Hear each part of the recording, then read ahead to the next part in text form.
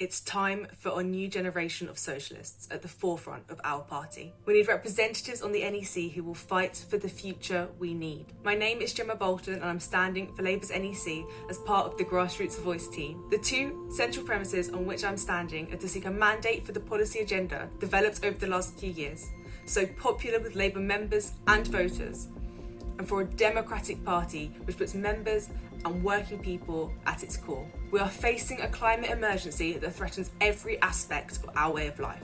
We're seeing a rise in racism globally, and the far right are organised on an international scale not seen since the 1930s. Hundreds of thousands of workers are losing their jobs.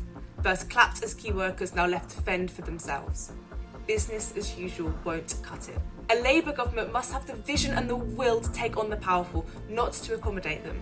This is what it will take if we're to secure a Green New Deal to tackle the climate emergency, public ownership of key utilities and all public services, the repeal of the anti-trade union laws, opposition to austerity, if we're to stand for anti-racism, trans rights, liberation and equality, and promote an ethical foreign policy based on peace, not war. And members must be at the heart of our party, engaged in decision making and able to hold those in elected positions to account. This is why I will always be a vocal campaigner for member-led democracy, including a genuinely democratic party where conference remains sovereign.